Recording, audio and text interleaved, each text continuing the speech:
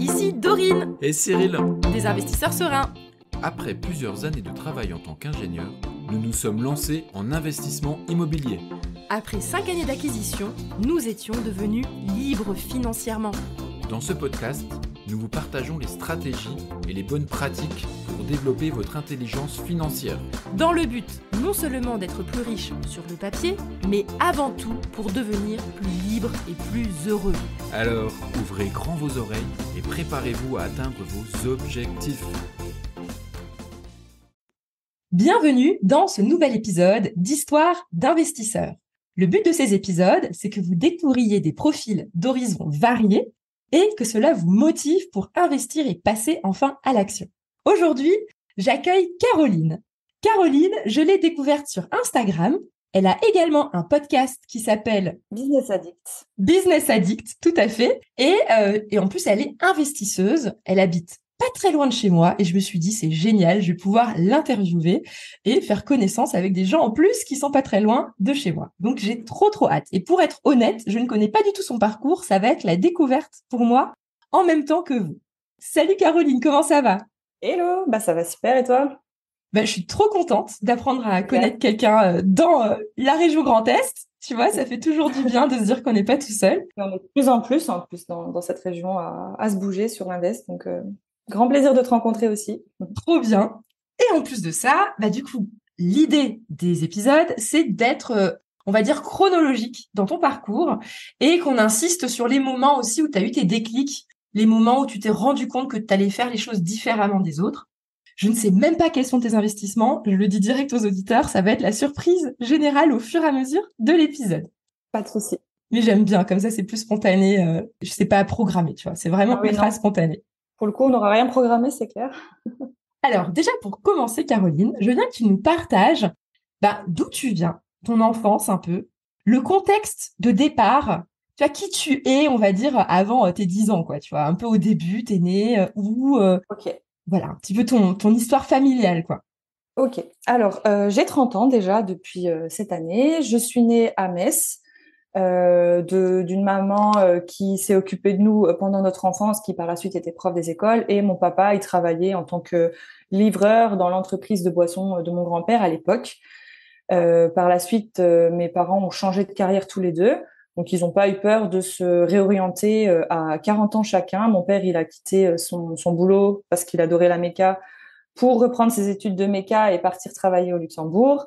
Et ma maman, son rêve, c'était d'être maîtresse. Donc, elle a passé son concours de prof des écoles et mes deux parents se sont réorientés complètement passé 40 ans. Donc, disons que j'ai grandi dans un climat où la famille, elle a pas peur des challenges. Et ça, déjà, c'est un bon contexte pour pouvoir se lancer dans le projet. J'ai deux petites sœurs qui, elles, ont autant des parcours atypiques que les miens, à partir dans tous les sens, à voyager énormément. Et en termes d'enfance, je pense que c'est pas mal. Voilà. Trop bien. Ce qui m'intéresse aussi, c'est en termes d'investissement. Où en étaient tes parents? Est-ce que ils ont fait des invests autres que d'acheter une résidence principale, ou est-ce qu'ils avaient acheté leur résidence principale et c'est tout? Est-ce que tu sais un petit peu comment ils étaient? Alors, mes parents, c'était le modèle de la génération d'avant nous. Ils mettaient toutes leurs économies pour avoir une belle maison, pour qu'on puisse partir tous les étés en vacances. Ils avaient des livrets, le livret comme tout le monde, les livrets A, les livrets classiques qu'on a quand on crée une épargne. Ils nous avaient ouvert à nous, enfants, des livrets jeunes. Donc, ils avaient déjà une petite base sans partir sur l'invest, acheter des apparts, etc.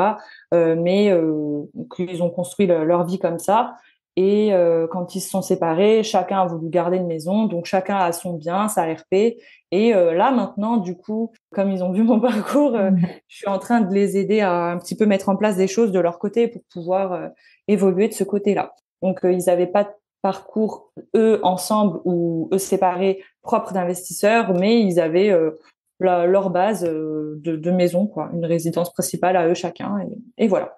Et dans ce que tu dis, du coup, ils avaient quand même une appétence à faire des économies. C'était plutôt des gens précautionneux. Ils dépensaient pas au-dessus de leurs moyens. Non, sur ça, c'était plutôt normal, disons.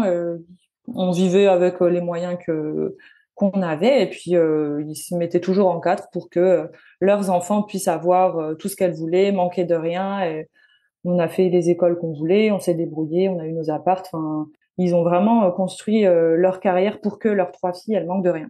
Donc, Ouais, voilà. non, mais je suis d'accord, mais je souligne quand même le fait parce que j'ai quand même l'impression qu'ils ont fait pas mal d'épargne.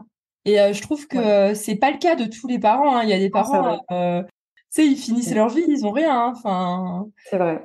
c'est Non, chouette. non, les miens étaient quand même au fait de ça et ils essayaient de construire et leur épargne à eux et nos épargnes à nous, les filles. Chacune avait son petit compte où ils plaçaient dessus.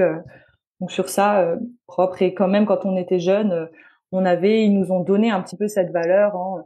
On faisait des plannings. Tu gagnais, je sais plus à l'époque, c'était en francs, mais tu rangeais la vaisselle, tu gagnais tant de francs, tu pouvais aller t'acheter des bonbons. Enfin, ils nous ont donné déjà un petit peu cette éducation quant à l'argent et quant au travail. Donc on n'a pas eu tout cuit en mode bon bah voilà, j'ai des sous, je fais ce que je veux avec. Non, on a compris assez jeune, même on allait faire du service à des mariages avec le grand-père pour gagner un petit peu d'argent de poche le week-end en plus. Donc non, voilà, une éducation, je dirais un peu plus haute que ce qu'ont la plupart des gens en France. Bah, très bien, très trop bien. Donc ça, c'est ton point de départ. Ouais. Et ensuite, ce qui m'intéresse, c'est bah du coup, t'as grandi, comment ça se passait à l'école, qu'est-ce que t'as voulu faire comme carrière, comment tu te projetais, comment tu te voyais plus tard, enfin.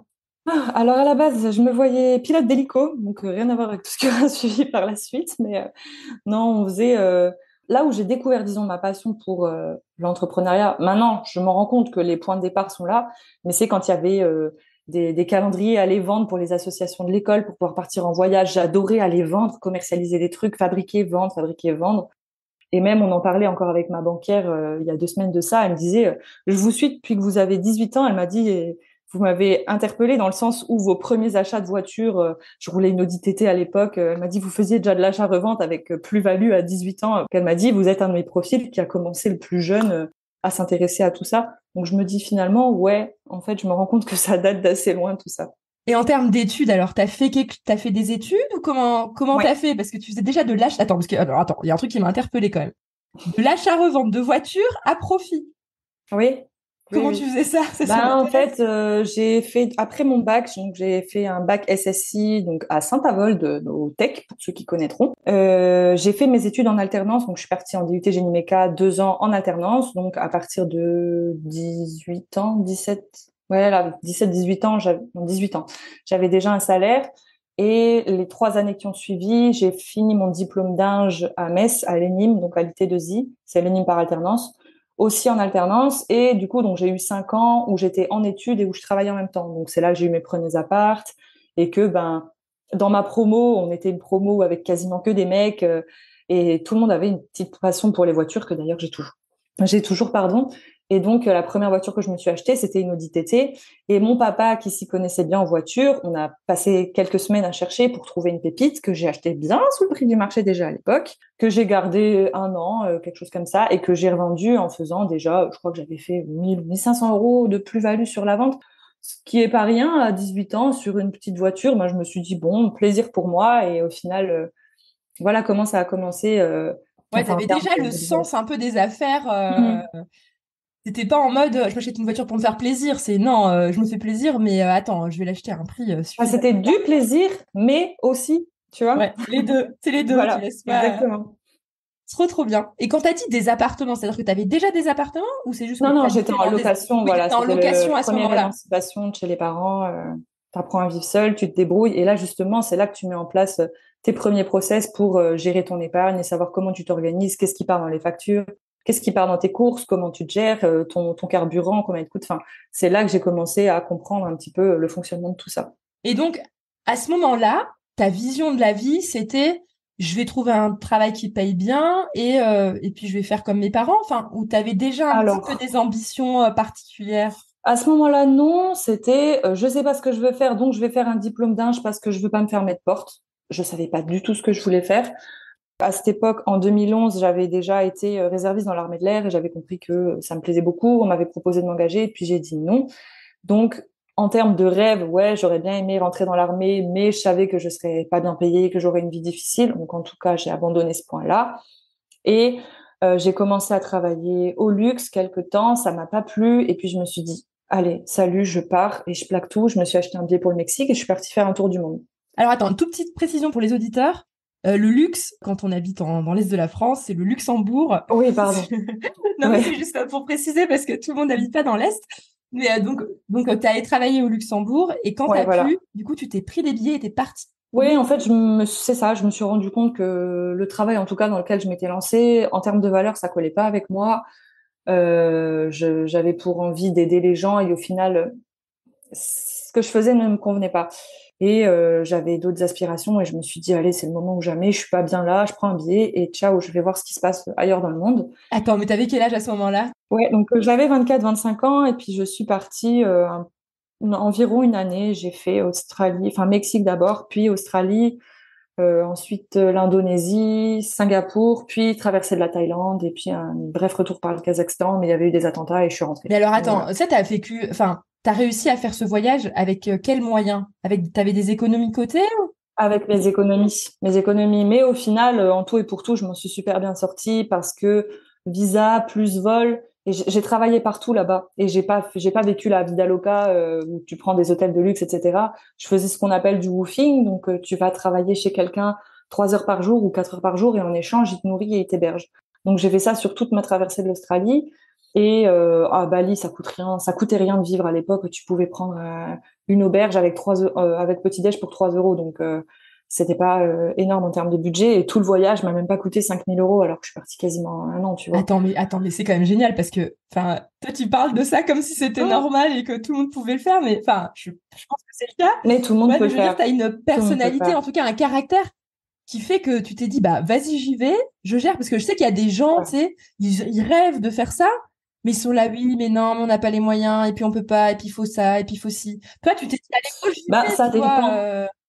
Ouais. Ça dépend, en fait, si tu veux partir et vivre dans des villas de luxe avec piscine à débordement à Bali, ouais, ça va pas te coûter ce que ça m'a coûté. Moi, je me suis dit non, je veux prendre conscience de ce que j'ai. Et j'ai fait franchement un retour aux sources avec ce voyage et tu te rends compte que en France, on a énormément de choses. Tu vois là-bas à Thaïlande, j'arrivais à Bangkok avec le train, tu voyais des gens qui dormaient sur des palettes avec des tôles ondulées en guise de toit et une pauvre serviette en guise de lit. T'allais là-bas à pied, ils te donnaient des trucs à manger alors qu'ils avaient déjà rien. Et nous, en France, là où j'ai pris une grosse claque, c'est que je me suis dit, punaise, en France, on a tout. On a l'assurance maladie, on a le chômage. Enfin, t'as des filets de sécurité à gogo en France et les gens, ils se plaignent, ils vont manifester parce qu'ils ont pas assez, etc. Ok, il y a certaines injustices, mais je trouve de manière globale, on est trop râleur et on n'est jamais content avec ce qu'on a, alors que si on sortait un peu plus loin que dans notre petite France, notre Italie, notre Espagne, etc., et les pays voisins, on verrait qu'il y a vraiment de la misère dans le monde et que, ben, aux États-Unis, si t'as pas d'argent pour te soigner, tu crèves, quoi. C'est pas du tout le même modèle de vie et je trouve que ça fait revenir sur terre, quoi. Donc je suis partie en étant, disons, superficielle un petit peu, je dirais, et je sentais que tout m'était dû et je suis revenue, tata, claque dans les dents, redescends sur terre, ma petite, t'es personne. J'ai changé de vision des choses totalement, quoi. Trop bien. Première grosse prise de conscience dans ma vie.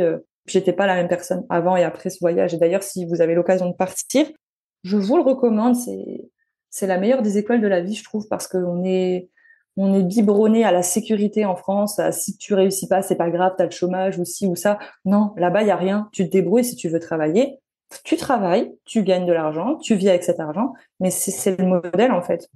Donc Ouais, c'est voilà. trop bien. Non, mais c'est ultra inspirant, tout ce que tu dis. Et la question que je me posais, c'est quand t'as annoncé ça à tes parents, salut, je pars. Enfin, c'était comment? Enfin, parce que je sais pas, après tu dis, oh, finalement, maintenant je suis en Alors, Australie. Oh, maintenant je vous appelle, je suis à Bangkok. Bangkok, pardon. ouais, alors surtout la base, c'est que je leur ai dit, écoutez, je peux plus être ici. J'avais tout vendu, j'avais vendu ma voiture. J'ai dit, écoutez, je pars. Je sais pas si je reviens. Si je suis bien là-bas, je resterai. Donc mes parents, ils s'étaient fait à l'idée que ben peut-être j'allais rester là-bas et construire ma vie là-bas. Donc un petit déchirement quand je suis partie. Je pensais que je pensais que le pays qui me plairait, ça serait l'Australie en l'occurrence. Et je suis arrivée à Brisbane, j'ai atterri, j'ai pris une vague de 40 degrés dans le nez et je déteste la chaleur. Dans la foulée, j'ai appelé ma mère, maman, je resterai pas en Australie, il fait déjà trop chaud ici. Alors que maintenant, avec du recul, j'y retournerai de grand cœur. Mais comment ils ont accueilli? Ben, ils savaient que de toute façon, je suis comme Ouais, ça. ils Moi, si savaient j'ai que besoin de c'était partir, même pas la peine d'essayer de te convaincre. tu peux rien faire. Quand j'ai un truc en tête, tu peux pas me l'enlever. Donc, ils ont accepté. Ils m'ont dit, OK, sois juste précautionneuse. Appelle-nous régulièrement pour qu'on sache au moins dans quel pays tu es quand tu bouges et c'est tout, Bon, quoi. bah, nickel. Et ouais. tu te sens seule au bout d'un moment parce que tu rencontres Parce des que tu as gens, voyagé tu comme travailles ça avec toute des seule personnes. pendant un an, quoi. Ouais. Après, tu rencontres des gens, tu crées des amitiés, tu racontes ton histoire pour pouvoir un peu t'attacher aux gens. Et puis les gens partent. Et puis tu racontes ça, enfin tu racontes ton histoire et tu crées des liens avec d'autres gens et les gens repartent. En fait, c'est épuisant. J'ai trouvé ça. D'ailleurs, je me suis fait des amis que j'ai toujours aujourd'hui. Mais tu trouves ça au bout d'un moment long et épuisant de devoir t'ouvrir comme ça aux gens non-stop. C'est éphémère en fait. Tu fais des rencontres éphémères. C'est super hein, en termes de lifestyle. Tu peux être qui tu veux en voyage finalement. Même si tu t'inventes une vie, les gens ne sauront jamais. Bon, en l'occurrence, c'était pas le cas, mais tu rencontres tout type de profil.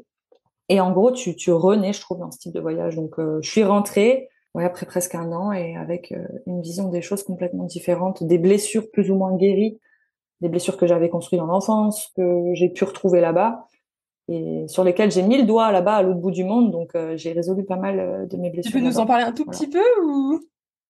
Oui, ben des conflits que t'as avec tes sœurs, des façons de faire que t'avais là-bas en France, que tu te rends compte à l'autre bout du monde que ce que tu faisais, c'était peut-être pas forcément adapté, et je trouvais que j'avais mal agi sur certaines choses. Ah, Donc t'as pris du recul, ouais, en fait, sur ton passé, quoi. ouais, sur moi, je me suis dit punaise, mais j'étais vraiment vilaine quoi, et je me comportais mal. Donc ce voyage, il permet de t'ouvrir, de voir ça et tu vides Ah, tout quoi. Tu rentres léger et neuf. trop bien. Ah, parce que je Voilà. pense que là, ça donne trop envie à tout le monde.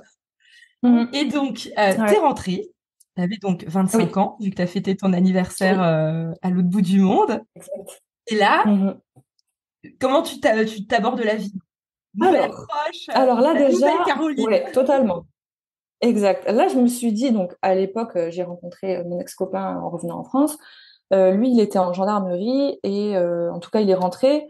Moi, je me suis dit, bon Attends, bah pardon, j'ai pas allez, je compris. veux Ton, plus de ton ancien nouvelles. copain, ton premier enfin, c'est ton. Oui, mon ancien D'accord. copain avec qui j'étais à cette époque-là, il rentrait en Mais tu l'as gendarmerie appris à le connaître et en voyage ou en rentrant en France? non, en fait, on se connaissait déjà et donc on s'est mis ensemble à ce moment-là. Moi, je m'étais dit déjà à cette époque, je t'en parle parce que ça a une importance dans ce qui Ok. vient après. Je me suis dit à ce moment-là, non, des modèles où tu dois rendre des comptes à un patron, je veux plus. Donc, j'avais ouvert un statut d'auto-entrepreneur en immobilier au Luxembourg. D'accord, ouais. Et j'ai fait ça quelques mois et je voyais que ce que mon ex-copain de l'époque faisait à l'époque, ses classes militaires et tout, ça avait l'air tellement génial. Et moi, j'étais là, je bossais avec des personnes vachement plus âgées, même si l'IMO, ça m'éclatait. Mais je me suis dit, j'ai quand même l'armée de l'air qui me trotte en tête depuis 2011. Si je rentre pas en gendarmerie maintenant, alors que j'ai 26 ans, je vais le regretter. Donc, j'ai passé tous les concours, gendarme adjoint. Je suis rentrée d'abord en gendarme adjoint. J'étais à Ucange d'ailleurs en brigade. Et ensuite, je suis rentrée en tant que sous-off. Alors, sous-off, Et j'imagine que ça veut je dire suis sous-officier. Ouais. sous-officier. Oui, voilà, école de sous-officier. Et je suis sortie de là après cette formation et j'ai été affectée à l'escadron de Chambéry. Alors, moi, Donc, tu sais, alors, je moi, en suis... fait, pars du principe que moi, je ne connais aucun vocabulaire. Je ne sais même pas ce que c'est un escadron. C'est... T'inquiète. Ah, bah, en gros, t'as des brigades, les brigades là où tu vas Ok. déposer plainte.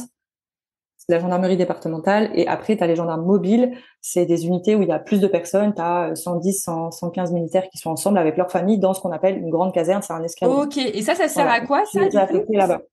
Donc les gendarmeries, enfin la gendarmerie mobile, elle fait des déplacements, elle fait des manifestations, elle fait du maintien de l'ordre, du rétablissement de l'ordre. Ils partent en Ok, en outre-mer, fait, en gros, c'est faire des renforts, des etc. réserves de beaucoup de militaires qui peuvent se déplacer. Enfin, ça. Ouais, partout en France, quand il y a une urgence et qu'il y a besoin de déplacer un effectif, ben c'est les escadrons qui Ok, bougent. ok. Donc, Voilà. toi, tu étais dans un Voilà, escadron donc à j'étais la Chambéry. nuit. Ok. Oui, c'est ça. Donc là, montagne, gros kiff, ça se passe super bien. Et ben forcément, avec les outre-mer, tu te fais des primes qu'on appelle les IJAT. C'est un petit chèque que tu prends en plus parce que t'es pas à résidence quand tu es en outre-mer. Et quand tu pars en déplacement, tu te fais des primes. Donc là, mon épargne, elle commençait à grossir. D'autant plus qu'on n'avait pas de dépenses parce que tu es logé en caserne et l'hébergement, enfin en gros, c'est un logement par nécessité de service. Donc tu es logé en caserne. Tu payes Et pas de attends, à loyer. cette époque, Donc, t'étais avec ton mec gendarme et vous étiez dans le même escadron? non, Ah, c'est c'était juste séparé au parce qu'on avait deux démarrage. Ok, parcours c'était juste que ça t'a donné envie de te lancer dans... voilà, ça m'a fait prendre conscience que, mais il fallait que je fasse ça avant que je Ok. regrette. Et j'ai pas regretté du tout d'y être allée au final. Et mais ouais, on n'avait pas les mêmes volontés, les mêmes parcours. Et puis voilà, Alors, tu on sais que s'est officiellement, séparés. t'es la troisième militaire, du coup, que j'interviewe sur le podcast, qui... anciennes militaires. D'ailleurs, je crois que les deux Mais autres oui. aussi, ils ont arrêté. Ouais, les deux autres, c'est des anciens militaires. Enfin voilà, pour info, je le dis tout le temps, mais j'ai ma théorie comme quoi les militaires, ils investissent pas mal en immo. Ouais. Bah, en Plus tout que la cas, moyenne le truc, française. Je suis oui, sûre que oui, si on oui, faisait des oui, stats. oui. Bah, du fait qu'il n'ait pas de logement à payer, quand tu es en statut gendarme, en l'occurrence, peu importe que tu sois en départemental ou en mobile, ton épargne, si tu fais pas trop nimp et si t'es pas un flambeur, elle est là, quoi. Donc, il y a des gens qui, toute leur carrière, ils se disent, OK, je vis dans le logement de service, mais quand ils partent en retraite, ils ont rien et se retrouvent à payer un loyer. Ou il y a l'autre partie des gens qui va acheter une résidence, qui vont mettre en location et qui récupèrent à leur sortie. Donc, moi, dans ce cadre-là, je m'étais dit, bon, bah, allez, je vais acheter un appart. Et je voulais acheter un appart au départ. Donc, je faisais des recherches. Quand j'étais à Wallis et Futuna, je commençais à me former sur la fiscalité en déplacement. Je regardais comment ça se passait, les impôts, qu'est-ce qu'on pouvait faire, Est-ce que tu etc. avais des collègues, enfin, je sais pas comment on appelle ça, des camarades qui l'avaient fait, justement, d'investir en IMO, ou tu étais un peu toute seule dans ton... Non, j'étais toute seule. Alors déjà, on était 4 filles sur 110 mecs. Donc, Il y avait du choix là, non, non. pour trouver un mec bien, non? Ouais, mais Non. non, pas. Moi, c'est pas mon délire, les collègues, non. Mais non, en termes d'investissement, non, j'en entendais pas parler. J'avais quelques collègues qui s'intéressaient un peu à la crypto, tout ça, mais c'était pas ou plus mon cas en tout cas. J'avais mis à l'époque en école d'ingé, j'ai failli mettre un petit paquet sur le Bitcoin à l'époque et avec un camarade sur eToro, on allait faire ça et moi mon virement il a planté. Punaise, je m'en suis mordu les doigts après parce que ça a bien pris et on aurait pas mal gagné. Enfin en tout cas lui il l'a fait, mais on aurait pas mal gagné sur ce virement-là. Mais du coup après coup j'ai mis un petit peu sur quelques cryptos, l'Ethereum notamment. Et quelques petites devises qui pour moi vont prendre de la valeur, mais c'est une infime partie de mon patrimoine et j'y touche pas. Je me dis j'accepte que si je le perds, je le perds, mais c'est un invest que je touche pas, je le laisse de côté. Pour en revenir aux camarades, non, donc personne dans Donc là, l'invest. tu es toute seule, Et tu ouais, apprends la fiscalité peut-être sur des livres ou sur des vidéos YouTube ou... c'est ça, sur du YouTube pas mal et le site de l'État où tu vois pas mal d'infos et au moins tu es sûr qu'elles sont vraies. Et donc j'ai rencontré un pote à l'époque sur Chambéry. C'est lui qui m'a fait prendre un virage. D'ailleurs, c'est lui que je vais interviewer prochainement. Et il me dit, mais Caro, pourquoi tu vas acheter un appart? Mais pourquoi? En fait, quels sont tes arguments? Je dis, ben écoute, j'aimerais me constituer du patrimoine. Ça me nécessite pas un trop gros budget. Et puis je peux louer. Et puis ça me fait un petit peu d'argent dans la poche. Il me dit, peanuts. Il me dit, tu vas sortir un cash flow à 50 ou 100 euros si ça se passe bien, si t'as pas de problème, si t'as pas d'impayé. Il me dit, pourquoi t'achètes pas un immeuble? Ok, acheter un immeuble. Moi, acheter un immeuble. Mais pourquoi? Il me dit, ben écoute, t'es en monopropriété, tu fais ce que tu veux du bâtiment, t'as plusieurs lots, ça sécurise. Si t'as un locataire qui paye pas, ben t'as les autres qui payent. Ton crédit il est toujours remboursé, t'es en autofinancé. Tu te constitues du patrimoine plus gros, t'achètes moins cher au mètre carré puisque t'achètes plus sur place. Ta gestion, tu fais tout à un endroit, donc c'est simplifié aussi. Je me suis dit, c'est pas bête finalement. Et il m'avait parlé de Christopher Wangen à l'époque là. Donc j'ai acheté le bouquin de Christopher et j'ai suivi donc son manuel parce que je trouve que son livre explique vraiment bien comment se lancer. En l'occurrence, pardon, c'était en 2021. Donc à cette époque-là, c'était encore facile d'obtenir un crédit. J'avais un statut de fonctionnaire avec un bon salaire, des économies. Donc il y avait des circonstances qui ont fait que ça m'était simplifié. Et j'ai fait quelques recherches sur le Bon Coin et des visites virtuelles notamment. Et en revenant en Lorraine, en période de repos, j'ai visité un bâtiment. D'abord, le premier, c'était une catastrophe, 500 mètres carrés. Le truc, c'était une ruine. Et alors, Il y avait un juste potentiel sans mais... te demander la ville, est-ce que tu étais sur des villes plutôt grandes ou plutôt des petits villages ou entre les deux? Des villes moyennes, je dirais. J'achète, enfin, moi, ma stratégie, c'est pas acheter. En fait, soit on peut faire de l'achat-revente, soit tu veux partir en locatif pour commencer. Moi, l'achat-revente sur des grosses villes qui prennent de la valeur, etc., c'était pas mon truc. Je me suis dit, je veux un truc rentable tout de suite, dans lequel je suis pas obligée d'habiter parce que je savais pas où j'étais. À l'époque, j'étais encore à Chambéry. Donc, je suis partie sur une ville proche de mon secteur de naissance, petite ville, et j'ai acheté un immeuble Et là-bas. alors, attends, à l'époque, tu étais seule et tu as acheté toute Ouais, seule un immeuble, quoi. Moi, je trouve ça génial. ouais. Parce que moi, je sais que j'étais avec mon mec, du coup, Bah, Mais je trouve que c'est hyper courageux et c'est cool, quoi. Je me suis dit, bon, bah, allez, si je me lance pas maintenant, j'ai envie de faire quelque chose. De toute façon, je me suis dit, je sais que je fais jamais la chose comme tout le monde. Donc, pourquoi pas prendre encore un virage?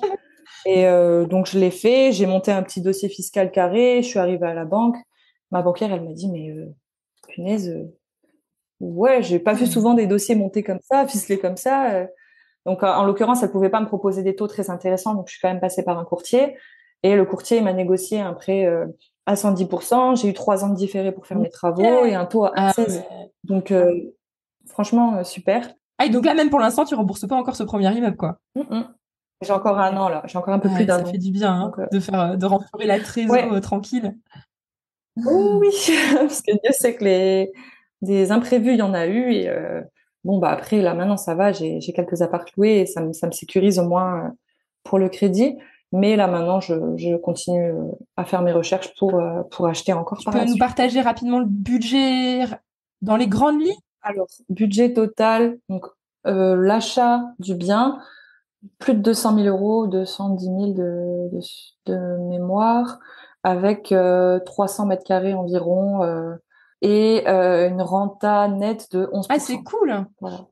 Et par contre, j'ai mis le prix d'achat du bien en prix de travaux, quoi. Donc, j'ai un projet à presque 500 000 euros total. Ok, Voilà. ok, trop bien. Et donc, ah, pardon, t'as mis, j'ai pas compris la dernière phrase, pardon. T'as mis J'ai dit le prix que j'ai mis pour le bien, je l'ai mis en apport pour les travaux aussi. Donc, j'ai le bien et la valeur du bien, j'ai autant en Ah oui, travaux. t'es Donc, sur même un peu plus. j'appelle Un ça, moi, peu le plus. ratio travaux-acquisition, il est à 50-50, quoi. Oui. Ah ouais, total. Même 45 pour le bien, 55 de travaux, quoi. Mais je voulais absolument ce modèle-là pour pouvoir défiscaliser. Je voulais pas un bien qui tourne déjà tout seul parce que je me suis dit, ça va pas me permettre d'avoir assez de temps de tranquillité pour lancer une deuxième opération. Trop bien. Donc, je Et voulais, donc ça, c'était en ouais. 2021 que t'as fait cet achat. Et, J'ai acheté en et 2021, alors, ouais. Et j'ai commencé à générer des loyers en 2020, fin ah, 2022. parce que ça met du Voilà. temps, parce que j'imagine si t'as autant Ouais. d'acquisitions que de travaux, nous, ça, avec le troisième immeuble, c'était ça, ça a mis plus de Ah, 2 ans de ça travaux, quoi. prend. C'était long. Bah ouais, T'as ouais, réussi c'est à clair. tout Et puis finir? le retard, T'as réussi à finir les bah, travaux là ou ils sont pas tout à fait finis encore? ouais, il y a quelques bricoles à faire par-ci par-là, mais oui, comme tu sais, on a eu le Covid. C'était en plein Covid Bah en plus, ouais. donc c'était pour les artisans. Après, il y a eu la guerre en Ukraine, donc il y avait plus de bois. Franchement, t'as les retards des artisans, les gens qui disparaissent. Bon, pas mal d'aléas au Et t'as final. réussi tout au long de Mais cet invest à, tu sais, à garder la confiance, à pas te décourager ou t'as eu des moments durs aussi? Non, pas trop? Vas-y, ouais, il y a eu des raconte-nous. moments très très durs. Ouais, il y a eu des moments où je me suis dit mais qu'est-ce que j'ai fait Bah quoi? ouais. Mais qu'est-ce que j'ai fait? J'étais là, je pleurais dans les jupes de ma mère, mais maman, mais pourquoi j'ai fait ça en fait? Elle m'a dit mais allez, elle m'a dit lâche pas, on va t'aider, lâche pas. Heureusement que j'ai eu ma famille hein, parce que j'avais pris un maître d'œuvre pour faire les travaux si tu veux. On avait budgétisé l'enveloppe totale avec le nombre de lots, etc. Et au final, quand j'ai demandé au démarrage des travaux de recevoir les devis, il m'a envoyé un total de devis qui valait 4 fois le prix estimé et 4 fois le prix de ce que j'ai emprunté à la banque. Du coup, je l'ai viré et ça s'est pas bien passé, mais je l'ai viré et j'ai dû apprendre en fait la maîtrise d'œuvre moi. Donc c'est une des raisons. Donc j'ai dû quitter la gendarmerie. Ben à l'époque, j'ai fait des choix perso. Je me suis dit bon, j'adore ce métier, mais j'aurais pas l'équilibre que je veux, donc j'ai préféré partir. En plus, j'avais ça qui se passait en même temps. Je me suis dit laisse tomber. J'ai 3 ans là pour me bouger, pour finir avant que ça soit les grosses mensualités qui tombent. Donc j'ai préféré revenir et j'ai appris à faire moi la maîtrise d'œuvre toute seule quoi. Donc, ça veut dire que c'est toi qui as contacté des artisans spécialisés Ouais. séparément pour réussir à faire baisser le devis. En fait, j'ai carrément viré l'architecte et tout ce qu'il m'a proposé. Je lui ai dit rentrez chez vous, c'est pas la peine, on arrête là. Et j'ai fait moi mes recherches. J'ai tatillonné, disons, en faisant recherche pour des plombiers, recherche pour des électriciens, recherche pour quelqu'un pour me poser des nouveaux Velux, des portes. Et en gros, tu as réussi Enfin, à te débrouiller pour que ça ouais, rentre à peu près dans ton budget. Bon, peut-être que tu as dû mettre quand même un peu en plus. Je sais pas si tu as oui, réussi. j'ai dû avancer un petit peu plus en l'occurrence. Mais ça restait accessible, quoi. Ça restait raisonnable. Ouais, ouais. Et d'autant, enfin, du fait qu'en fait, au lieu de faire tout d'un coup, j'ai fait partie par partie pour avoir déjà des rentrées qui me permettaient au fur et à mesure de payer. J'ai dû changer ma stratégie. Ok, en fait, parce au que lieu ce de que j'avais faire tout ton prévu, immeuble d'un seul coup, tu t'es dit, bah, ok, je vais commencer par le dernier étage, puis l'étage du c'est dessous. ça, J'imagine que tu as commencé dans ce exact. sens-là ou pas? C'est ça, j'ai commencé par le Bah, haut, ouais. explique pourquoi aux auditeurs, peut-être. Ah, parce que simplement, si vous avez un étage au rez-de-chaussée qui est terminé avec des locataires et que les ouvriers ils doivent monter et descendre pour les travaux, déjà il y a la bruyance. Et puis c'est super gênant pour les locataires en bas. Je préférais commencer du haut et terminer en bas pour être sûr que au fur et à mesure où on monte, c'est fini et que le passage il soit pas gênant pour le Ouais. locataire de Et même l'étage. pour la poussière, parce que enfin, Ouais. toutes ces Ah ouais, raisons-là. Ouais, non, mais totalement. nous, c'est pareil, notre troisième immeuble, on a commencé au dernier étage et ils ont descendu au fur et à mesure. Tout à fait. Bon, bref, c'était juste pour que eux sachent pourquoi. Ouais, mais ouais, c'est pas toujours facile, mais c'est super gratifiant. Tu te dis que t'achètes un bien moi, il était loué insalubre par l'ancien propriétaire. Et il y avait des locataires dedans quand tu l'as acheté? Oui, Et oui, alors, comment? j'avais. Mais non, mais tu sais que t'as fait un projet de dingue que je considère à mes Mhm. yeux comme un invest avancé, quoi, tu vois. C'est pas l'invest du Oui, débutant, quoi. T'es passé ouais, ouais. direct. À refaire, je ferai plus comme ça, mais voilà, maintenant c'est fait. Bah ouais, mais là, pour C'est le coup, 2 ans de j'imagine vie que où. t'en as peut-être, comment dire, t'as bien galéré et t'as bien fait les choses, quoi. Je pense que vous avez compris ce que je Mhm. voulais dire. Mais par contre, maintenant, t'es ultra méga fier.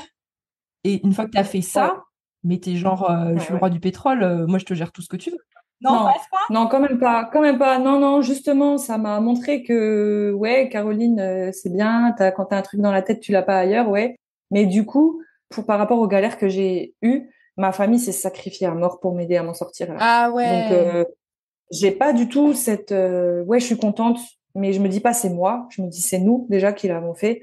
Et maintenant, mollo, hein, quand je vais faire un truc, je te disais au début que je suis un peu fonceuse. Maintenant, je vais quand même être plus dans la prévision, tu vois. Enfin, je vais tourner les prochains projets différemment et de toute façon, un projet de cette ampleur, je suis plus sûre que j'en fasse. Parce que ça m'a pris des points de vie et puis même tu sacrifies un gros bout. Et si c'est l'objectif et la carotte que tu vas chercher, on m'a dit récemment et j'ai trouvé ça super vrai, mais le voyage, il doit être agréable aussi.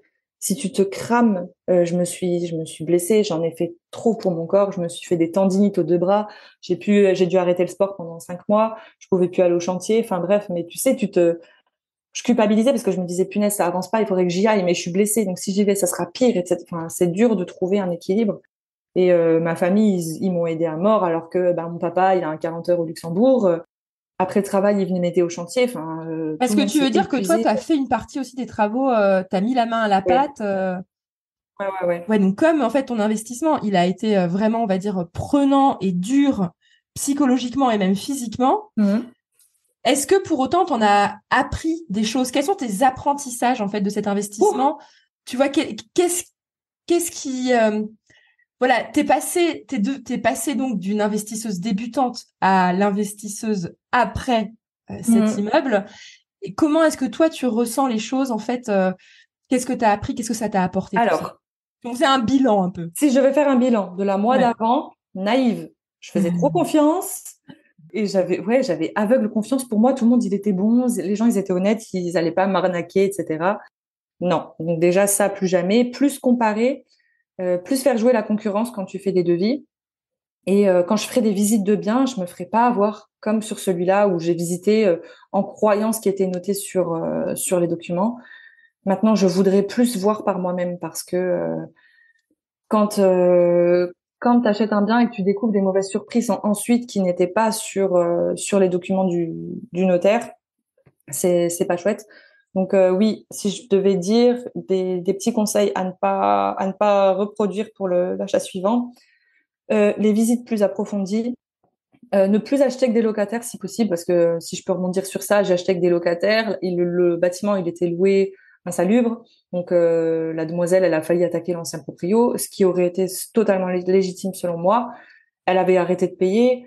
Elle s'entendait pas avec l'autre locataire en dessous enfin bref, c'était compliqué dans les relations entre eux. Donc au final, j'ai eu la chance qu'ils partent tous les deux avant d'attaquer les travaux, parce que si j'avais dû faire des travaux avec des locataires, ça aurait vraiment été compliqué pour eux. Mais ouais, donc le mieux pour moi, c'est d'acheter donc un bâtiment qu'on visite vraiment intégralement, où on fait le point sur tout. Est-ce qu'on n'est pas sur une zone sismique? Est-ce que c'est conforme pour l'assainissement? Est-ce que la toiture va bien? Est-ce qu'il n'y a pas de fuite? Est-ce que vraiment regarder ces points-là, le DPE, creuser un petit peu sur tout ça.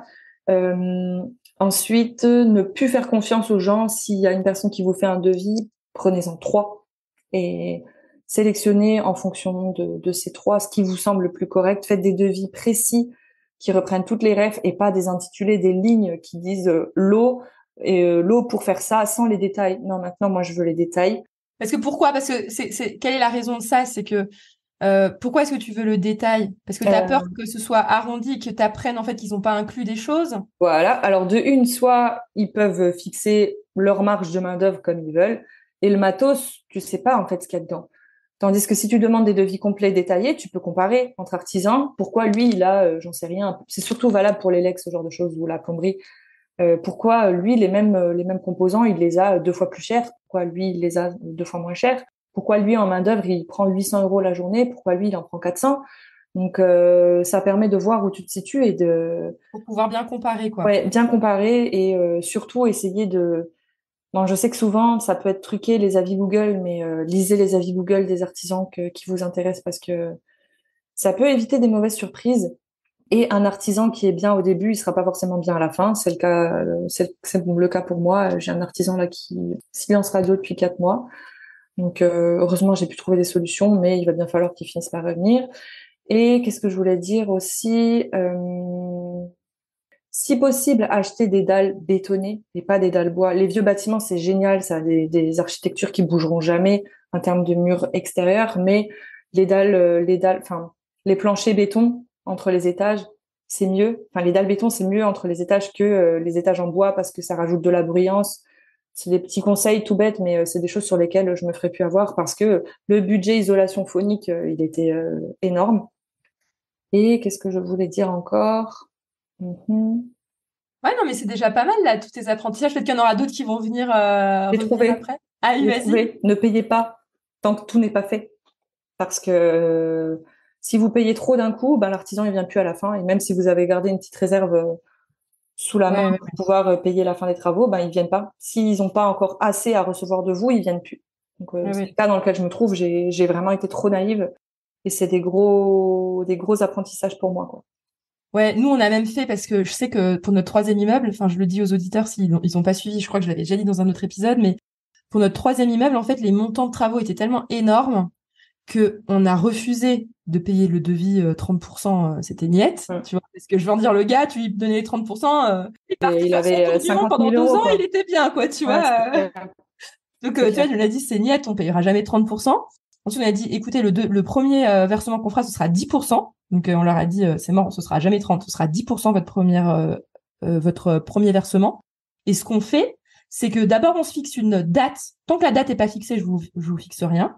On se fixe une date, je crois qu'on avait dit 5%. On verse 5% quand la date est fixée. Et après, on paye les autres 5% pour faire le total de 10%, une fois que les gars sont arrivés sur le chantier avec un peu de matériel. Mais tu vois, on avait vraiment été ultra précautionneux parce que même un artisan de bonne volonté, entre guillemets, si sa boîte, elle fait faillite pour X raisons entre-temps, bah en fait, l'argent que tu as envoyé, tu le revois plus jamais, quoi. Donc, c'est clair. Bah, je sais que nous, on avait fait super gaffe, on avait un peu peur de ça, ouais. Puis il y en a plein, d'ailleurs, que j'ai interviewé sur le podcast aussi, qui s'étaient fait avoir... Enfin, c'est pas évident, hein. Franchement, c'est pas évident au début. Ouais. Et puis, tu sais pas, l'artisan, il peut être en burn-out, il est au bout de sa life, il répond plus au téléphone. Bah, c'est ça. Je pense que c'est le cas pour moi, là. Tu peux appeler, tu peux envoyer des mails, tu peux passer par d'autres contacts. Quand il veut pas répondre, il répond pas. Donc, je pense que moi, je vais me pointer chez lui un de ces jours et il faut qu'on termine parce que simplement, tu as envie de terminer ton truc, quoi, pour pouvoir avoir l'esprit libre et passer à autre chose. Parce que la charge mentale dans ce genre de chantier, elle est quand même bien présente. Au début, elle l'est plus qu'à la fin, hein, parce que tu apprends à te... Au début, j'étais super précautionneuse, surtout carrée comme je suis avec le passif militaire, et même je suis une maniaque de tout là. Donc au début, si les choses elles étaient pas parfaites, je pétais un câble. Après, au bout d'un moment, tu apprends à relativiser, tu te dis c'est du matériel. Bon bah de toute façon, ça sera habité par des locataires, donc ils en prendront pas forcément le soin que toi tu aurais pris. Ils vont dégrader. Il faut accepter qu'il y ait de l'usure qui se mette en place, plus que si c'était toi qui vivais dedans. Donc au début, je me stressais quand j'apprenais que j'avais une fuite ou un truc qui allait pas. Maintenant, oula, ça coule, hein. Franchement, il n'y a pas de problème. Je me dis, on peut vivre avec. Ça m'empêche pas de me coucher le soir. Ça les empêche pas de vivre dans l'appart. On répare le lendemain s'il faut, mais les gens qui appellent à 22h l'agent IMO pour dire il y a un truc qui marche pas, ben ils attendent le lendemain, c'est tout, quoi. Bah ouais. Ah oui, j'ai Ouais, délégué comme... ma gestion. Pardon. Ah oui, du coup, tu as délégué la gestion Ah ouais. là. Et Ouais, pourquoi, ouais. du coup, tu as fait ça? Ah, parce que je travaille au Luxembourg en 40 heures, donc 40 heures Ah oui, tu as semaine. repris un travail, du coup, Oui. quelques temps après, une fois que les Ouais. travaux s'étaient bien lancés Ouais, c'est et ça. tournés. Bah, pour pouvoir continuer à investir, il faut un CDI, il n'y a pas le choix. Et moi, dans ma situation avec le crédit de l'immeuble, pour pouvoir investir, il faut que j'ai un salaire bon. Donc en France, c'est pas possible d'avoir des salaires qui rivalisent avec les montants que tu as au Luxembourg. Et je voulais me reconvertir dans l'informatique, donc c'est ce que j'ai fait. Et donc là, je travaille au luxe. Ok, très bien. Et du coup, comment... En fait, ce qui est génial, c'est que j'ai l'impression que ça t'a pas dégoûté l'investissement. Tu t'es juste dit, ok, j'ai appris. Ouais. Et là, maintenant, je repars peut-être différemment. Mhm. T'as déjà en tête un peu ce que tu recherches pour ton deuxième invest? Je sais pas si t'en as Oui, déjà fait un deuxième ou pas, ou si c'est c'est dans les en tuyaux. projet. C'est dans les tuyaux. C'est dans les tuyaux. Ben déjà, le truc qui me sera resté, c'est je me débrouille toute seule. Je veux plus jamais avoir besoin de faire appel à ma famille parce que ils ont donné beaucoup trop de ce qu'ils auraient dû donner pour m'aider. Et heureusement que j'ai une famille aussi extra qui a pu m'aider comme ça, parce que je pense que c'est pas le cas de tout le monde. Et si t'es pas soutenu comme je l'ai été, je sais pas quelle issue prend ton histoire, vraiment. Donc maintenant, je vais quand même faire beaucoup plus attention et plus prendre des chantiers de cette ampleur. Déjà de une parce que j'ai plus tout le temps que j'avais avant et je veux des choses un peu plus simples. Donc je me dis maintenant ce que je vais faire, je délèguerai au max et je garderai la partie qui me plaît bien, à savoir la déco, etc. Donc pour le moment, je me dis que je vais peut-être prendre un deuxième immeuble, mais plus petit, moins de surface et pas au même endroit forcément. Je veux pas avoir de biens dans la même ville. Je préfère bouger un petit peu pour avoir des ambiances différentes et pour pouvoir avoir des cibles aussi un peu différentes, mais toujours essayer de faire la chose le plus carré possible. L'objectif, le pourquoi du comment je fais tout ça, c'est pour pouvoir me libérer un peu moi et pour pouvoir subvenir à ma famille si jamais il y a besoin, pour pouvoir simplement rendre un peu à mes parents tout ce qu'ils nous ont donné quand on était jeunes, quoi. Enfin, je trouve que c'est un job ingrat d'avoir des enfants, tu les élèves, tu leur donnes tout et puis hop, ils volent de leurs propres ailes.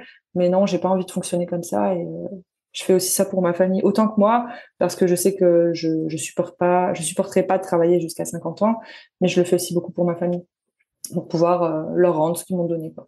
Donc projet en cours de recherche, disons, un plus petit immeuble, je pense, ça serait pas mal. Après Et rien du n'est coup, ta famille, comment elle t'en a pas voulu entre guillemets? Enfin, comment t'as senti les choses? Enfin, ça s'est au final bien passé? Ouais, ça s'est très bien passé. Ils ont été super compréhensifs et du fait qu'il y ait des choses que j'ai pris dans le nez qui étaient indépendantes de ma volonté. Enfin, tu vois, les galères d'architecte, à la base, j'ai jamais prévu qu'on ait à travailler dedans et je me suis fait rouler, en fait, simplement. Donc, ils m'ont dit, ben, on t'aide sur ce coup-là. Par contre, la prochaine fois, il faudra que tu fasses plus attention et qu'en tout cas, tu sois plus précautionneuse pour que ça n'arrive plus, quoi. Je lui ai dit, non, vous inquiétez pas, ça n'arrivera plus. Mais ouais, ils m'ont énormément aidé. Ils ont été d'un soutien sans faille pendant. Et est-ce que en fait, le fait qu'ils t'aient vu faire, même si t'as galéré, est-ce qu'ils ont quand même été, je sais pas comment formuler la chose, mais Est-ce est-ce que ça qu'ils ont leur a quand même donné eu, envie de faire quelque chose de ouais, leur est-ce côté? qu'une forme d'admiration de se dire, attends, Oui. elle a quand même fait, même si elle s'est mise dans un pétrin pas possible ou une galère, machin, à des moments, Mm. est-ce que finalement, elle a quand même montré quelque chose que, Ouais. tu vois, qu'ils ont quand même, ils ont vu le positif Ça a dans la fait situation. germer la graine chez eux, hein, si c'est ça la question. Ouais, c'est un peu ça la question, Ouais. c'est que ils ont pas dit, oh là là, elle s'est mise dans une galère, nanana. Non, non. Ils ont vraiment vu le côté positif en Ah fait de la ouais, ils ont chose. été super bienveillants et ils ont vu qu'on pouvait se générer du revenu en quelque temps pour une longue période, tu vois, parce que le modèle de nos parents, ils sont dans le modèle où eux, ils vont travailler toute leur vie à faire leur boulot en 35 heures semaine en France ou 40 heures semaine au luxe pour pouvoir à la fin avoir une retraite. Mais je me dis, dans la situation où on est actuellement, on n'est pas sûr que nous, on en ait des retraites déjà. Donc, je veux compter sur personne et je veux compter sur moi. Mais pour mes parents, ils se sont dit, c'est vrai, c'est faisable. Elle l'a fait. Oui, ok, elle a fait des conneries, elle a fait des boulettes. Elle a pas fait tout le truc comme il aurait fallu faire, ou en tout cas, elle l'a fait. Et je pense qu'ils sont fiers quand même, même s'il y a eu des moments durs, mais ils ont été super bienveillants. Et oui, mon papa, il s'est déjà dit, oh bah finalement, enfin mon père, il a monté sa maison de ses mains, donc il savait tout faire et il m'a vraiment aidé à faire énormément de choses. Mais il s'est dit, pourquoi pas pourquoi pas faire un petit peu de chantier moi aussi après ou me lancer une micro-entreprise de travaux de rénovation par la suite, ou même acheter un appart pour moi. Mon père, il est pas, enfin mon père, il est bien intéressé par ce point-là, ma mère aussi. Donc non, je pense que ça, ils ont vu le positif de tout ça, même si ça n'a pas été facile tout le long. Donc belle expérience et ça te montre que tu as une famille extra. Enfin, moi perso, j'en étais déjà consciente, mais là ça m'a montré que j'ai une famille, un copain aussi actuellement extra qui ont été d'un soutien sans faille dans des moments où c'était super dur pour moi. Donc ouais, belle expérience ces 2 ans, même si ça a coûté un peu d'énergie à tout le monde. Ouais, non, mais c'est génial. Enfin, c'est génial dans le sens où, tu vois, t'es parti sur un truc, mais ça t'a quand même changé. Et au final, Ah oui, referais ou ouais, pas? oui, je le referais, Ouais, mais pas comme ça. ouais, tu ferais des petites modifs, ouais. Bah déjà, j'achèterais pas un truc de cette taille-là. Je prendrais plus petit. C'était trop gros pour moi pour commencer. Mais une fois que t'as fait ça, si je voulais, je pourrais en faire un du double, hein. Mais j'ai plus envie, Ouais. en fait. Ouais, mais ça, c'est ce que, en plus, moi, c'est ce que je me rends compte aussi, c'est que quand t'es investisseur, t'as des phases. Moi, je sais, par exemple, qu'avec Cyril, après le troisième immeuble et tout le chantier, il y a eu le moment où j'ai dit, attends, Cyril, là, on repart pas sur un quatrième, on fait une pause. Je passe à la pause d'investissement, tu vois. Ah On sait ouais. qu'on y retournera, mais, tu vois, de recharger les batteries, Ouais, c'est ça. faut avoir Tu la le dis foi, bien, tu ouais. vois. Tu le dis bien. Il faut se blinder un peu. En gros, je me suis dit, je cravache un peu. Je me laisse des mois d'accalmie pendant lesquels je fais ma trésor. Donc, en fait, l'accalmie, c'est le repos pour moi et c'est aussi la trésor qui se refait. Et je me dis que ben, quand je suis prête, là, je vais chercher. Mais par contre, tu vois, actuellement, les gens diraient, oui, il faut pas acheter, les taux bancaires, ils sont montés, etc. En fait, je me dis, aujourd'hui, on est à peut-être 4-5% sur le taux de crédit. Qui sait, ça se trouve, dans 1 an et demi, on sera à 8 et ça sera encore pire. Donc, je me dis, il faut y aller, il faut y aller. Tu vois? Ouais, non, mais ça, c'est clair. Moi, je suis d'accord que dans tous les cas, faut avancer. Et des investisseurs Mm. IMO qui ont du succès, il y en a tous les ans, peu importe Ouais, les clairement. taux. Donc, faut juste réussir Faut trouver les à être bon, pépites. quoi. Ouais. Faut trouver les Faut être... pépites et faut créer des projets qui se valent. Donc, en tout cas, merci déjà pour avoir partagé tout ton parcours. Mhm. Et moi, ce que j'aurais bien voulu que tu partages à l'audience et à moi, c'est, mais quelle est maintenant ta vision de l'investisseur? Comment toi, tu te vois dans 5 ans? Quel est le genre d'investisseur que tu aimerais devenir? Ok. Tu vois un peu, Mhm. si tu te projettes, Oui. comment tu te vois? Sachant que j'ai Alors, l'impression que tu veux aussi te monter en business en ligne. oui. Voilà. Donc, en fait, du coup, quelles sont un peu les activités que tu te vois avoir? Quels genre, les types d'investissements que tu veux refaire ou Mhm. faire différemment ou lancer dans des nouveaux sortes d'investissements? Comment tu vois les choses? Alors, là, actuellement, je souhaiterais déjà terminer définitivement mon premier bâtiment et que tout soit clean, parfait et en règle, que tout soit vraiment nickel. Ça, c'est le premier objectif. En parallèle de ça, donc, on a créé la page avec Marianne, qui est mon associée, qui s'appelle Business Addict, et on a créé notre podcast pour pouvoir partager les infos aux gens autour de nous qui nous posent de plus en plus de questions, qui voient que, ben, à côté de notre job, on a 2 activités et qui se demandent pourquoi et comment on a pu faire et qu'est-ce que ça nous apporte, etc. Donc, Business Addict, on l'a créé pour partager de notre savoir, même si on n'est pas experte, on se décrit pas comme experte, mais pour en tout cas donner des clés à nos proches et aux gens qui s'intéressent à comment se lancer, pour qu'ils puissent justement avancer. Donc, développer Business Addict, ce serait vraiment génial. Pourquoi pas, à terme, accompagner des gens à se lancer pour ne pas faire les boulettes qu'on a fait nous, parce que tout le monde fait des boulettes, ou conseiller les gens sur ça. En termes d'invest perso, là, je m'intéresse un peu plus à la bourse, à tout ce qui est PEA, livret, etc. Et en tant que frontalier qui travaille au Luxembourg, là, j'ai mis récemment quelque chose en place, ça s'appelle l'épargne 111 bis. Donc, en fait, c'est un livret sur lequel vous allez placer et en fonction de votre statut, pour mon cas, statut célibataire marital, vous allez récupérer quasiment 30% de l'investissement que vous placez annuellement en crédit d'impôt. Donc, comment se générer de l'argent en le plaçant facilement. Surtout que c'est des placements qui sont relativement safe. Donc, toujours en fonction de votre appétence au risque, si c'est modéré ou dynamique. Donc, tu places ton argent, il travaille et à la fin de l'année, ben, on te reverse un crédit d'impôt. Ça, c'est valable quand tu travailles au Luxembourg. En tout cas, ces 2 avantages sont valables, le crédit d'impôt quand tu travailles au Luxembourg. Donc, ça, développer un petit peu peut-être de la bourse, des ETF, tout ça. M'intéresser à tout ça parce que mon compagnon, il est à fond là-dedans. Et puis voilà, l'invest, la pierre, ça va continuer. Mais là, je me focus un peu sur d'autres objectifs et aider les gens. En fait, j'aimerais juste montrer aux gens que avec peu de choses, on peut finalement se protéger un peu de l'inflation. On peut mettre des choses faciles en place qui tournent de manière automatique. Avec peu de connaissances, il suffit de chercher un petit peu autour de soi. Il n'y a pas besoin d'être fiscaliste ou d'être notaire ou d'être investisseur chevronné pour faire quelques placements intelligents. Et mon horizon 5 ans, c'est ça, c'est étoffer mon patrimoine IMO, améliorer, renforcer Business Addict et voir ce que ça peut donner et continuer à mettre mon épargne en bourse et puis continuer comme ça, quoi. Et je me demandais d'ailleurs, ton deuxième investissement IMO qui est dans les tuyaux, ce serait un investissement que tu ferais seul ou avec ton compagnon? On a considéré les deux. En fait, vu que lui, il aimerait se lancer aussi, on se dit pourquoi pas essayer déjà de faire seul chacun de notre côté. Et le jour où on est coincé, on s'associerait, quoi. Donc Ok. c'est une piste. On n'a pas encore trop défini tout ça, mais pour le moment, si ça passe en nom propre, on continue en nom propre, quoi. Mais pourquoi pas créer une société par la suite. Ok, ok. Ok, mais d'ailleurs, enfin, je précise juste, on peut aussi faire à deux sans créer de société et Ouais, acheter en indivision. Enfin, je le ouais, dis juste comme ouais, ça. ouais, bien sûr. Ok, parce que c'est ce qu'on a fait avec Cyril. En l'occurrence, on avait acheté en indivision nos immeubles. Le dernier point encore que je voulais voir avec toi, c'est que j'ai l'impression que tu as quand même un profil assez économe. C'est-à-dire que tu vas pas monter ton... Bah, du coup, tu me parles quand même de placement. Ouais, ouais, Tu ouais, ne ouais. voyais pas, mais elle faisait une petite grimace. Mais du coup, Ouais. je trouve que tu vois, tu as quand même encore de l'argent à placer à part, après un gros invest qui a potentiellement un peu dépassé en termes de travaux. Ah oui, non, mais là c'est Donc, oui, oui. donc du coup, tu as quand même ce profil de vouloir quand même faire des économies pour prioriser tes investissements plutôt que sur ton train de vie. Enfin, j'ai l'impression que Ah tu as quand même oui, ah oui, non, non, on a un train de vie quand on part en vacances. Par contre, sur ça, quand on a un jour de congé, on part. N'importe où, on Ok. part. On n'est jamais là. Donc ça, c'est un peu notre politique de couple. On se dit, dès qu'on a une journée, on part.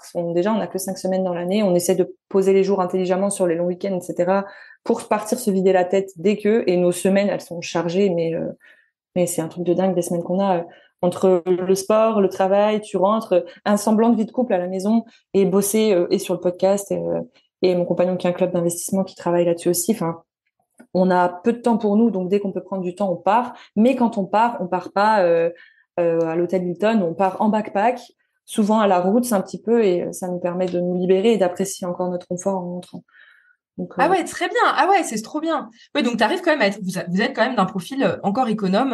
ouais, C'est-à-dire ouais. que, mais non, mais il y a beaucoup de gens, enfin, je le dis, hein, mais il y a beaucoup de gens qui crament tout ce qu'ils gagnent, hein. C'est un truc de dingue, hein. Ah ouais, non, mais c'est juste pour le dire aux gens, pour se motiver que c'est bien aussi de faire des efforts et de mettre des économies de côté parce que sur le long terme, c'est ça qui va payer, quoi. Ben c'est ça et on se dit que pourquoi vivre comme des princes sachant qu'on n'en a pas besoin.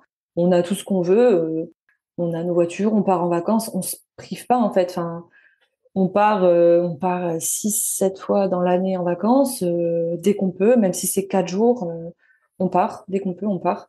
Et oui, voyager à la route, ça permet de de partir plus que si tu pars aux Seychelles, tout frais payé en hôtel, mais non, c'est un mode de vie qui nous convient et on s'est toujours dit que même si nos salaires augmentaient, on changerait pas notre train de vie. On préfère placer et on se dit que au moins le levier il s'accélère si tu places plus, mais que après on n'a rien, on se plaint pas, on vit très bien, on se prive de rien quoi. Donc Non, mais j'adore ce que tu dis parce que moi, je suis trop d'accord que faut pas monter son train de vie quand t'as des puis augmentations. on n'en a pas besoin, on n'a pas Bah besoin, oui, on a c'est dans déjà la tout. tête. Donc Mais oui, c'est dans la tête. Les gens, ils s'auto-persuadent qu'ils ont besoin de plus, mais c'est en ça. fait, pas forcément, quoi. Ouais. Ok, bah en tout cas, c'est trop bien.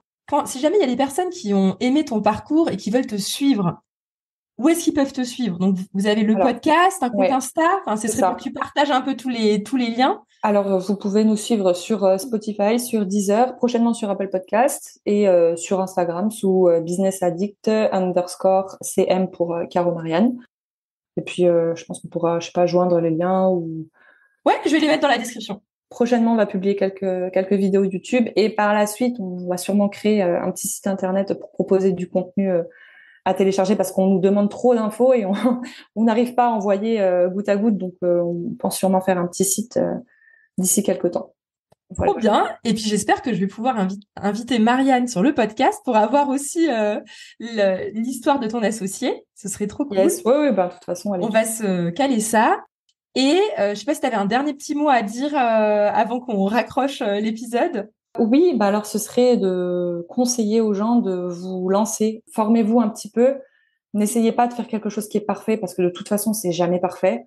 Et déjà, essayez, vous pouvez toujours corriger après. Si vous achetez un truc, au final, vous vous rendez compte que c'était pas optimal. Vendez-le, c'est pas grave. Enfin, il y a des gens qui sont en appart, qui se disent coincés, ils pensent qu'ils peuvent pas emprunter. Si vous êtes vraiment coincé, si vous possédez votre appart, vendez-le. Et comme ça, vous vous dégagez de l'endettement par rapport à la banque. Si vous voulez investir, il n'y a pas de solution bloquante à 100%. Il y a toujours possibilité de trouver des solutions. Prendre un appart plus petit, si vous avez un appart 15 fois trop grand pour vous, qui vous permettra de toujours pouvoir injecter plus dans un invest. Et lancez-vous, c'est jamais trop tard. C'est jamais trop tôt non plus. Mais il n'y a pas de bon moment, en fait. Le bon moment, c'est maintenant. Et voilà, tout ce que je peux vous dire, c'est d'y aller. Vous serez content de ce que vous pouvez faire après. Et pour moi, le dev perso, parce que oui, le dev perso, ça a une place importante dans tout ça. C'est la première étape, c'est conditionner son mindset à se dire qu'on est capable et pas se dire que il y a des freins partout. Nos croyances limitantes, ça nous ruine. Donc, faut se faire confiance et puis il faut y aller. Voilà. C'est un excellent mot de la fin. Donc, merci Caroline d'être venue sur le podcast. Merci et je à vous souhaite toi. à tous une bonne journée. Salut, salut. Ciao, ciao.